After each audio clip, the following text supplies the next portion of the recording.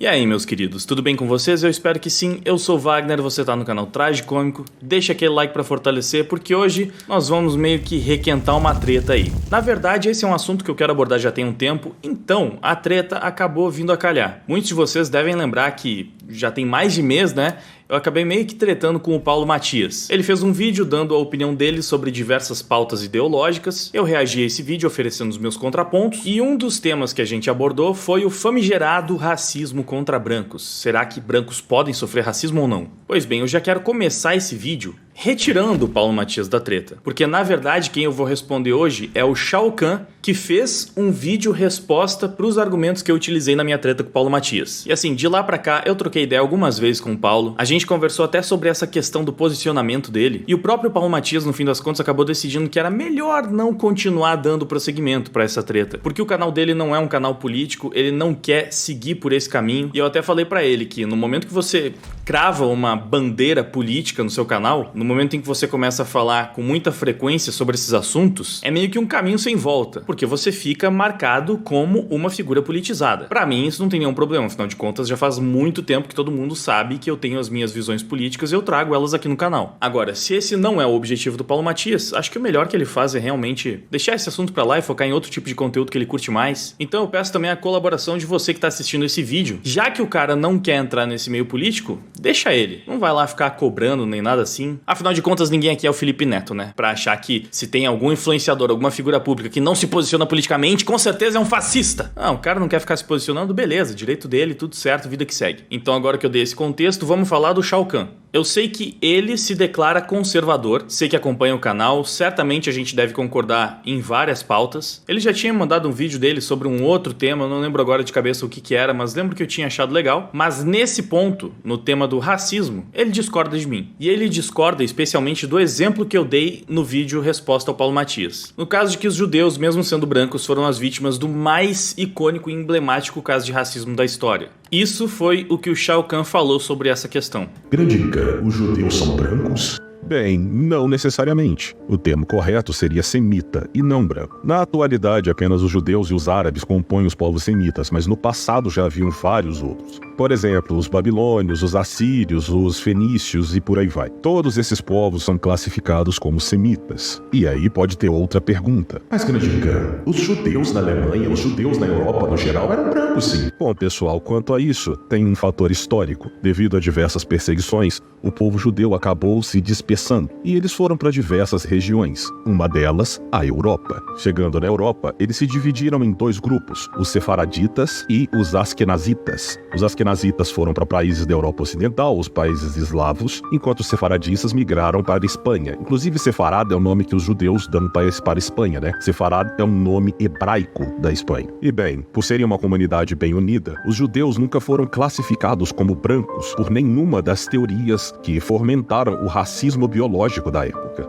E toda essa explicação aqui o Shao Kahn utiliza para argumentar que brancos não sofrem racismo. Bom, a gente não vai discordar de todos os pontos, mas certamente discordaremos das conclusões. Eu acho que antes de mais nada é bom a gente colocar as definições em cima da mesa para não ter um ruído nessa discussão onde cada pessoa fala de uma coisa diferente, só que usando a mesma palavra. O Shao Kahn, nesse vídeo, passa a maior parte do tempo utilizando uma definição clássica de raça. E por favor, né, como o objeto de estudo desse vídeo são justamente diferentes definições de raça utilizadas para classificar seres humanos, nem vale a pena ficar pontuando isso de que não, porque não existem diferenças raciais, somos todos humanos, somos todos iguais. Certo, bonito, maravilhoso, esse discurso é muito legal, mas para esse debate ele simplesmente não serve. Então vamos falar das duas principais definições de raça utilizadas ao longo da história para separar grupos de seres humanos. Bom, primeiro a definição do dicionário de Oxford, que além de ser um dos principais dicionários utilizados no país, é o dicionário padrão do Google. Então, via de regra, se você pesquisa no Google uma definição, vai aparecer a de Oxford. E qual é a definição de raça que ela nos traz? Divisão tradicional e arbitrária dos grupos humanos, determinada pelo conjunto de caracteres físicos hereditários, ou seja, cor de pele, formato da cabeça, tipo de cabelo e etc. Etnologicamente, a noção de raça é rejeitada por se considerar a proximidade cultural de maior relevância do que o fator racial. Mas essa noção etnológica de raça é a definição que o Shao Kahn utiliza durante a maior parte do vídeo dele, que na verdade é sim uma noção noção de raça que se usa até hoje. Só para ter uma segunda opinião mesmo, vamos pegar também a definição de raça aqui do dicionário online, que define o termo como a categorização que pretende classificar os seres humanos pautando-se em características físicas e hereditárias. Grupo de indivíduos cujos caracteres biológicos são constantes e passam de uma geração para outra, raça branca, raça negra, etc. Ou seja, o conceito de raça mais abrangente, principalmente o conceito de raça mais difundido no Brasil, é o conceito fenotípico. Ou seja, nós avaliamos o fenótipo das pessoas. E assim nós separamos brancos de negros, de pardos, de indígenas, de asiáticos. Então o mais comum é definir raça como fenótipo. Mas também existe o conceito étnico, então vamos dar uma olhada nele. Mais uma vez, segundo o dicionário de Oxford, etnia é a coletividade de indivíduos que se diferencia por sua especificidade sociocultural, refletida principalmente na língua, religião e maneira de agir. É um grupo étnico. Então a gente poderia dizer que quando eu falo que um judeu é branco, eu estou falando da raça dele. Se eu falo que um judeu é semita, eu estou falando da etnia dele. As duas coisas podem ser verdades ao mesmo tempo. Até porque, se a gente utilizar apenas a definição étnica para falar de racismo, a gente poderia chegar na conclusão de que no Brasil não existe racismo. Olha que coisa doida. Você não entendeu porque eu tô falando isso? Não tem problema, eu explico. Enquanto etnia, todos nós somos latinos. Embora muitas vezes quando nós falamos dos latinos, os brasileiros, eles são deixados de lado, isso é mais uma vez apenas um erro de conceito, porque sim, todos os brasileiros também são latinos. Afinal, povos latinos ou povos de cultura latina refere-se a povos com a cultura dos países cuja língua veicular e parte do seu legado cultural e étnico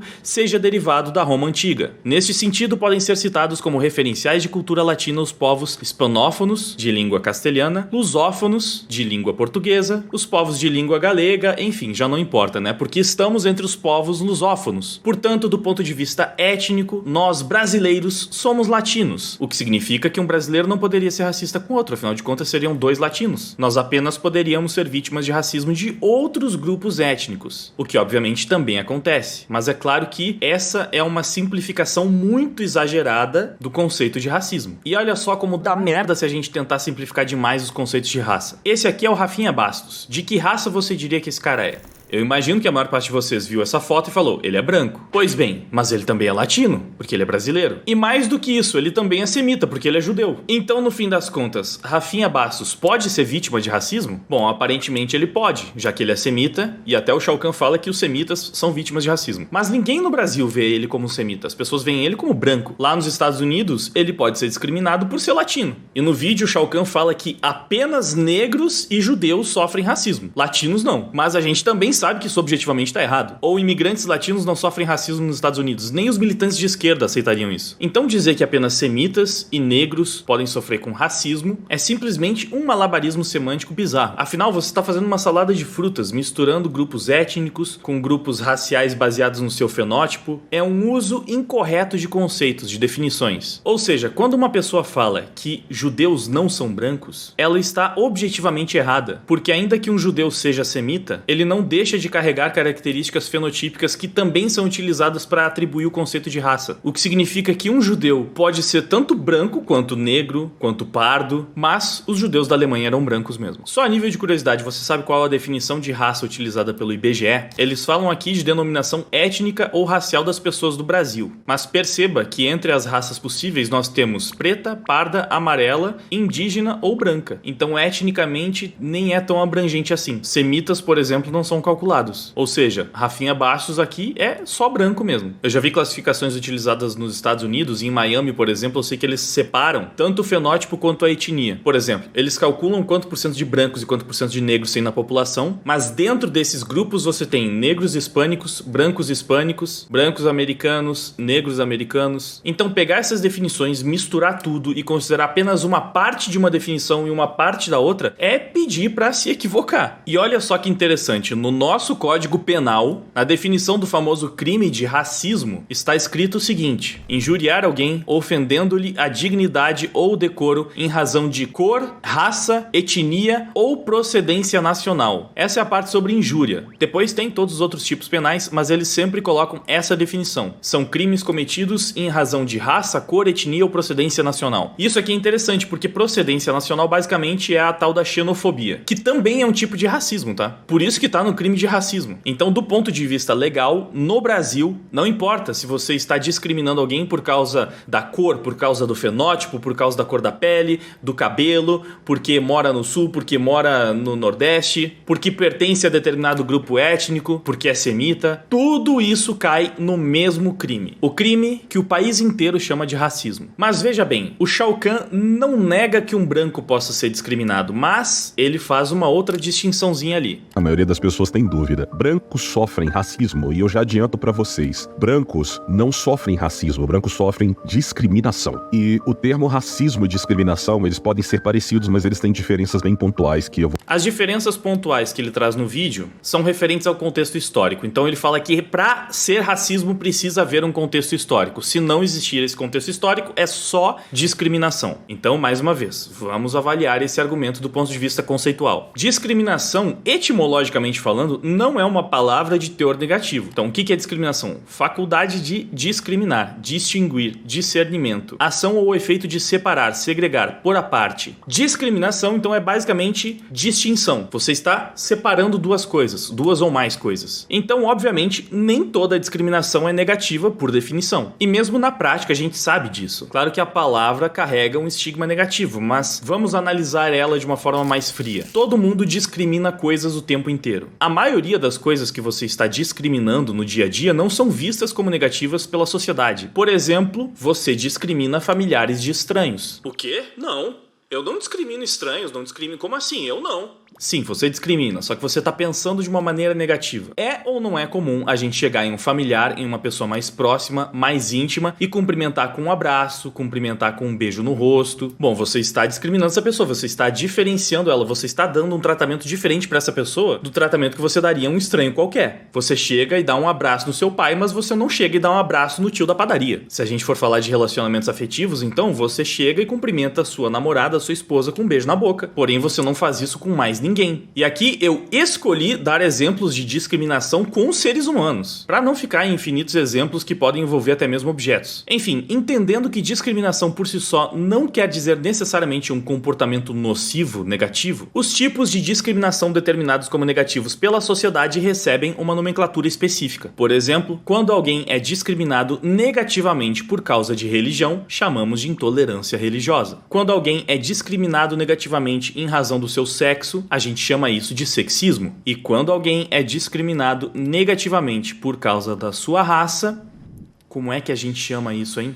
E olha só que coisa. Ironicamente, o próprio ato de remover um grupo racial de uma definição que pode protegê-los de uma discriminação negativa é por si só uma discriminação negativa. Afinal de contas, quando os progressistas determinam que brancos não sofrem racismo, o que é que a esmagadora maioria do movimento entende? Que discriminar negativamente um branco não é um problema, afinal não é racismo. E aí basta você observar os incontáveis casos de progressistas discriminando negativamente brancos para constatar o que eu tô dizendo. Portanto, negar que brancos sofrem racismo já é um ato racista em essência, tanto moralmente quanto conceitualmente. Isso porque racismo, assim como raça, são palavras polissêmicas. Elas possuem mais de um significado. Eu já cansei de explicar isso aqui. Eu demonstrei nesse vídeo os diferentes significados de raça. O mesmo acontece com racismo. E inclusive, como a gente meio que já viu, os grandes movimentos racistas que popularizaram o termo sequer se baseavam em fenótipos, mas sim naquele conceito étnico de raça. Mas quem pode explicar isso muito melhor do que eu é o grande João Aigen, cientista político especialista nos temas sobre fascismo e nazismo. Então agora é ele que vai contar pra vocês como funcionava o racismo de Hitler contra os judeus. Vamos lá, Wagner, eu vou tentar explicar agora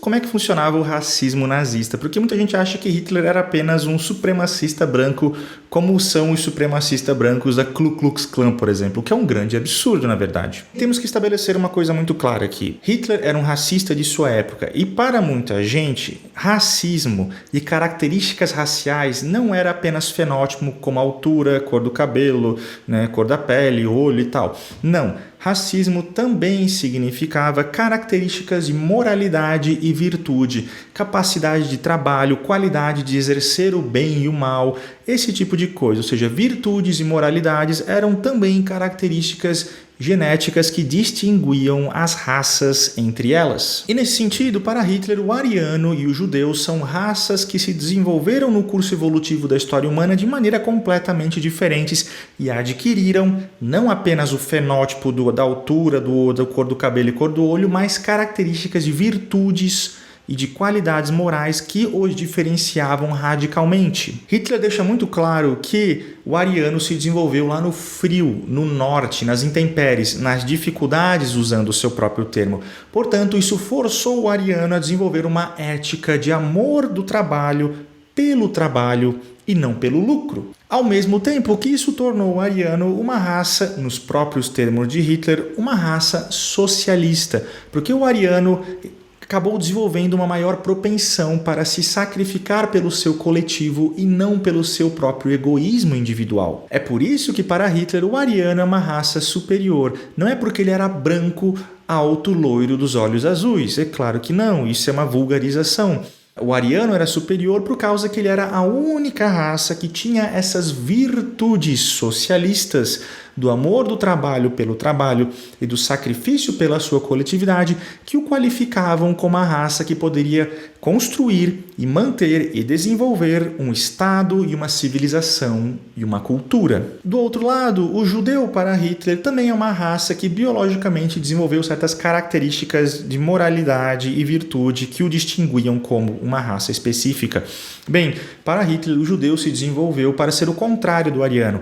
Ele se desenvolveu para ser egoísta e individualista, ou seja, uma raça nos quais os indivíduos buscam apenas o seu lucro individual e não o sacrifício e o melhor pela sua coletividade, mas apenas o seu ganho individual. Por isso, para Hitler, o ariano é o contraste do judeu, enquanto um se desenvolveu para ser uma raça socialista, altruísta e coletivista, o ariano, o judeu se desenvolveu para ser individualista, que busca tirar vantagem dos outros pelo lucro e não liga para a sua comunidade, mas apenas pelo seu próprio enriquecimento. Notem que Hitler não coloca o ariano como superior por causa das suas qualidades físicas, muito menos pela sua inteligência. Na verdade, Hitler expressamente reconhece que os judeus são inteligentes e astutos, e bem, ele precisa fazê-lo, porque ele acredita que existe uma conspiração de judeus global para destruir os arianos.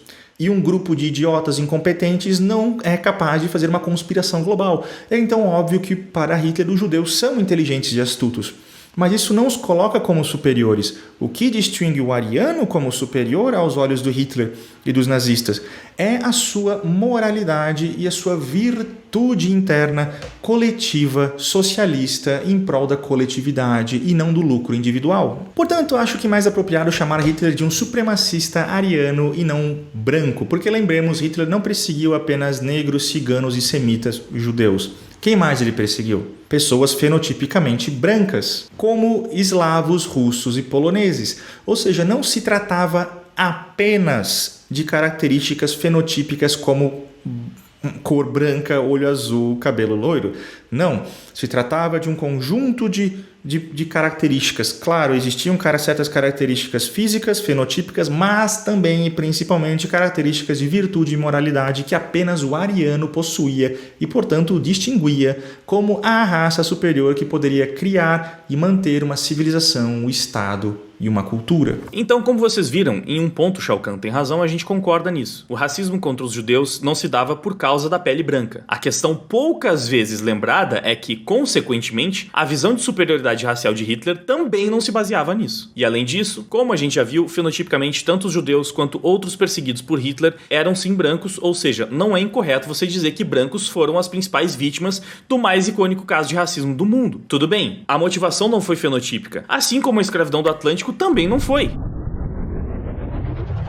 Mas isso é papo para daqui a pouco. Enfim, então a gente teve esse período em que vários movimentos com líderes autoproclamados racistas seguiam por esse mesmo caminho de discriminação étnica, que os acadêmicos em geral costumam chamar de racismo científico. O ponto é que, como a gente já viu, nem mesmo é possível aplicar esse conceito ao Brasil, uma vez que seríamos todos latinos e dessa maneira seria impossível que um brasileiro fosse racista com outro. Só esse fato já enfraquece muito a tese de que é necessário um contexto histórico para classificar um ato como sendo racista. E aí é nesse momento que a gente chega na famigerada teoria do racismo estrutural. Então quer dizer que a gente só pode chamar um ato de racista se houver toda uma estrutura de poder por trás disso? Precisa haver todo um respaldo histórico? Jamais pode ser um ato individual? Bom, Tem uma coisa bem interessante por trás desse pensamento, mas eu vou novamente deixar o Huygens explicar. Esse argumento progressista de que o racismo apenas é racismo por causa que ele é estrutural, ou seja, ele é condicionado por estruturas de poder político e econômica, é um pouco interessante porque, veja bem,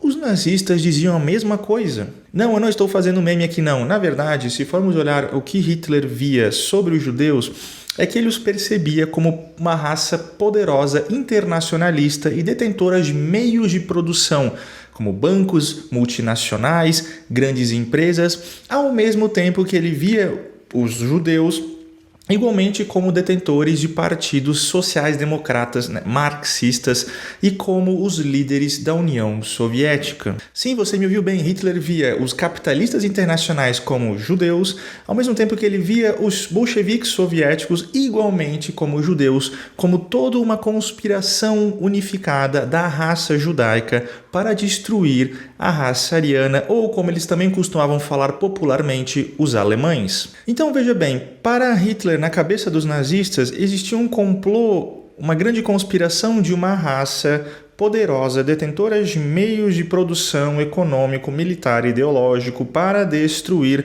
uma outra raça, que os nazistas chamavam de arianos, mas popularmente também chamavam em propaganda dos alemães. Essa paranoia não era exclusiva de Hitler. Outros teóricos, como o proeminente Alfred Rosenberg, no início do partido nazi, já teorizava que os arianos, os alemães, estavam sendo perseguidos pelo inimigo judeu buscando destruí-los e que esse inimigo judeu era realmente muito poderoso e superior em meios de ação, porque lembremos, havia essa tal da conspiração judaica dos judeus como capitalistas e bolcheviques para destruir os alemães. Do mesmo modo, essa paranoia foi cada vez mais incrementada, por exemplo, no começo dos anos 40, quando um judeu americano, Theodor Kaufmann, escreveu um livro chamado Germany Must Perish, ou seja, a Alemanha deve perecer, defendendo a esterilização dos alemães e a redistribuição de suas terras. E esse panfleto foi usado extensivamente por Joseph Goebbels e a máquina de propaganda nazista justamente para aumentar essa paranoia de que os judeus estavam buscando destruir os alemães. Ou seja, não é curioso que para os nazistas a justificativa da guerra, da agressão e da exterminação dos judeus estava alinhada com a percepção de que havia um racismo estrutural promovido pela raça mais forte, os judeus, através de uma grande conspiração global poderosa, de uma estrutura de opressão racial de uma raça sobre a outra, dos judeus contra a raça ariana, que os nazistas também chamavam de alemães. Portanto, progressistas e nazistas têm muito em comum quando eles defendem que o verdadeiro racismo apenas é racismo quando é justificado através de uma estrutura de poder, uma opressão estrutural de uma raça sobre a outra, assim como os nazistas viam a raça judaica através da paranoica conspiração judaica, estava oprimindo e buscando exterminar a raça mais fraca, que era o pobre ariano/alemão. Moral da história: bem, racismo, antes de ser qualquer bobajada estrutural, capitalista, imperialista e colonialista, é um julgamento individual de um indivíduo sobre outro. Ou seja, o racismo existe na esfera mais miúda, que é da relação interpessoal entre dois indivíduos, antes de ser qualquer tipo de julgamento estrutural da sociedade, da política, da economia, do capitalismo, enfim. Restringir o racismo apenas à sua questão estrutural é instrumentalizá-lo de maneira grotesca, parcial e discriminatória para fins de avanço de uma pauta ideológica, notadamente progressista hoje em dia. Ou seja, é um grande desserviço para a luta contra o racismo. Bom, eu acho que com essa explicação já está bem claro o tamanho do desserviço que os progressistas fazem ao defender essa tese do racismo estrutural, Quando você estabelece uma raça como vilã e outra como vítima, enquanto está ativamente coibindo a raça vilã e estimulando uma retaliação da raça vitimada, o único resultado possível é um estímulo de discriminação racial de uma raça contra outra. Como a gente viu, é literalmente a estratégia nazista que difundiu o termo racismo no mundo. E infelizmente a estratégia está funcionando, porque é cada vez mais comum ver militante do movimento negro defendendo exatamente as mesmas coisas que Hitler defendia, só que pro grupo deles. Hitler acreditava que o alemão é que era vítima de uma estrutura de poder poder judaica. E nas primeiras ações racistas de Hitler não havia uma estrutura de poder contra os judeus montada na Alemanha. Será mesmo que alguma pessoa normal concordaria com a seguinte afirmação? O que Hitler fez com os judeus só passou a ser de fato racismo a partir do momento em que os campos de concentração foram implementados? Porque enquanto ele não tinha uma mega estrutura de opressão sistêmica contra um grupo étnico, todo o resto que ele defendia jamais poderia ser chamado de racismo. Percebe que no fundo, ninguém acredita mesmo nisso? É só papinho acadêmico para deixar progressista ouriçado. Então, dito tudo isso, será que faz algum sentido quando o Shao Kahn fala isso aqui? Ou seja, no cerne, o racismo trata etnias de forma diferentes, minando a participação, ascensão ou mesmo a existência de algumas delas na sociedade. E, no geral, durante toda a história, somente 2 etnias sofreram com isso, que são, no caso, os negros e os judeus. Essa é, sem dúvida, uma afirmação muito forte. Reutilizando um exemplo que eu dei anteriormente, isso significaria que um latino discriminado nos Estados Unidos não estaria sendo vítima de racismo. E não custa reforçar que, mesmo que você também possa chamar isso de xenofobia, a xenofobia também é um tipo de racismo, justamente o racismo étnico que tantos povos sofreram. O racismo científico é praticamente todo baseado em xenofobia. E o que nós podemos falar então sobre os inúmeros conflitos entre os povos asiáticos? Será que os uigures, que são colocados em campos de concentração até hoje na China, não são vítimas reais de racismo? Os chineses, que comandam o país, praticamente defendem a supremacia da raça Han, o maior grupo étnico da China. E eles veem os uigures como uma sub-raça. Mas, aparentemente, para o Shao Kahn, como eles não são nem negros e nem judeus, então eles estão sendo apenas discriminados. Você percebe como isso só parece suavizar o absurdo que é feito contra esses povos? Se a semântica não tivesse esse poder de moldar a nossa percepção, você pode ter certeza que a esquerda identitária não estaria defendendo tão ferrenhamente que a única definição possível de termos pesados fosse justo a definição que é imposta e controlada por eles. E é sempre uma definição muito conveniente. Já que os identitários praticam discriminação racial negativa contra brancos o tempo todo, parece especialmente interessante para esse grupo não classificar essas ações como racistas. Enfim, como a gente já falou muito sobre essa questão do racismo étnico contra os judeus, vamos focar um pouco no racismo do Atlântico. E novamente, eu chamo o Eigen para trazer mais algumas informações pertinentes sobre o tema. A escravidão do Atlântico, ela é diferente, e é por isso que o impacto dela também é diferente. Então sim, teve episódios em que brancos escravizaram brancos, teve episódios em que negros escravizaram negros, teve episódio em que negros escravizaram brancos, árabes, teve episódio em que árabes escravizaram brancos, negros e por aí vai. Teve sim, mas nenhuma foi tão brutal e agressiva quanto a escravidão do Atlântico. Bem, Wagner, sobre essa questão da escravidão atlântica, como dizem aqui, que ele quer dizer das grandes navegações europeias,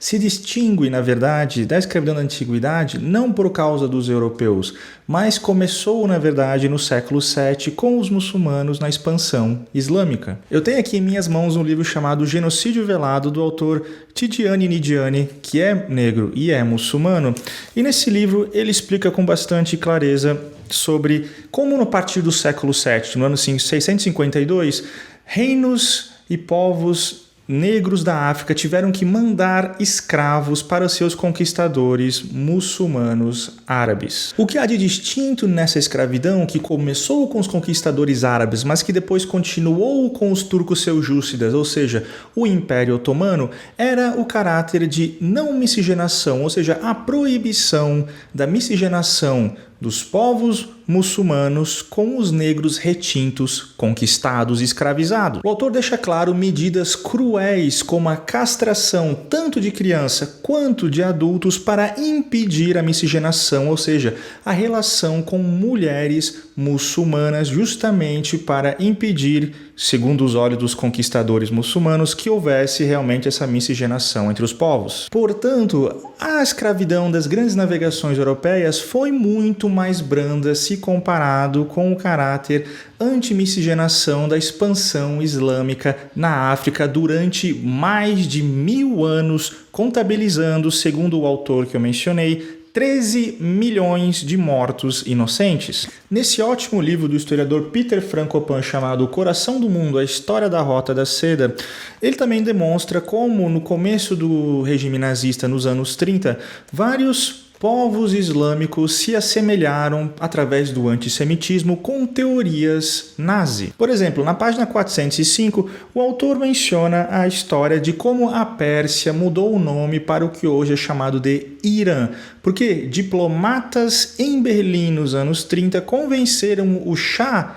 da Pérsia a mudar o nome do país para Irã por causa do significado atribuído ao mito ariano. Do mesmo modo, no Iraque, o partido Ba'ath, que significa renascimento, tem esse significado oriundo igualmente da influência do mito ariano do partido nazista também durante os anos 30 e 40. Portanto, com esses exemplos históricos, fica claro que esse caráter de antimiscigenação advém, na verdade, da expansão islâmica na África e não dos europeus das grandes navegações. Bom, dito tudo isso, eu gostaria de perguntar pro Shao Kahn. Já que o contexto histórico é tão fundamental para definir qual grupo pode ser racista com qual, será que a gente não está cometendo um erro ao culpar os europeus ao invés dos árabes? Já que esses escravizaram de maneira ainda mais cruel e durante muito mais tempo os africanos? Será que diante disso, na verdade, são os árabes que podem ser racistas com afrodescendentes e não os brancos? E quão mais complicadas essas questões podem ficar se a gente jogar na mesa os conflitos internos entre as tribos africanas? Sim, porque o tal racismo étnico também já acontecia no continente muito antes do europeu chegar lá. É claro que eu sei que toda essa herança histórica não se refletiu na cultura brasileira da mesma forma que a escravidão do Atlântico. Mas, novamente, eu tô jogando essas informações para demonstrar como é fraco o argumento de que é imprescindível observar a história para poder jogar um caso individual de racismo. A grande verdade é que o motivo pelo qual a esquerda determinou que negros sofrem racismo e brancos não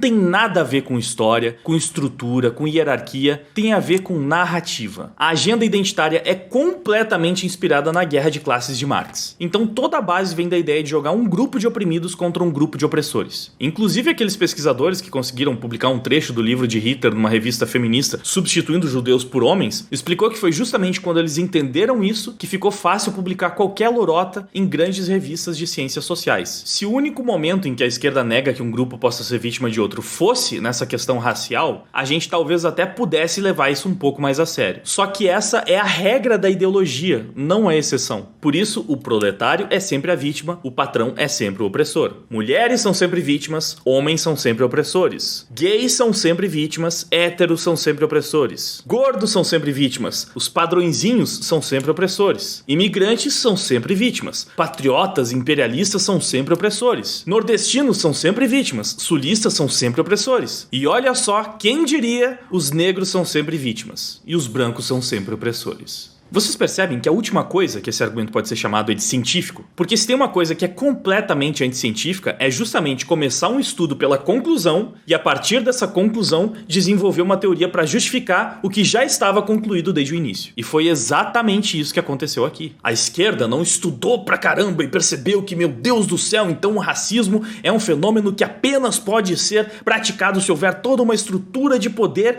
e um grande contexto histórico por trás. Não! Eles já tinham decidido que ia ser só mais uma guerra de classes. Eles iriam jogar os negros contra os brancos e precisavam de uma desculpinha acadêmica esfarrapada para isso. Eles precisam inverter a pirâmide da opressão. Portanto, eles precisam ter o poder de praticar racismo contra brancos sem que isso seja visto como um ato criminoso. Então, Shao Kahn, eu realmente espero que você perceba que aderir ao discurso identitário é validar o racismo deles desde a origem. É compactuar com um movimento que propaga, mantém e agrava o racismo, e não o contrário. Nem um único negro de bem é beneficiado com o discurso de que brancos não podem ser vítimas de racismo. Os únicos que ganham com isso são os racistas que querem discriminar negativamente os brancos sem precisar carregar o pesado fardo de ser um racista assumido. Você tem certeza que é esse tipo de pessoa que você quer apoiar? São essas as pessoas que você quer blindar? Pois bem, eu faço questão de encerrar esse vídeo enchendo a boca para dizer: todos esses militantes identitários que perseguem, menosprezam, atacam, diminuem, agridem,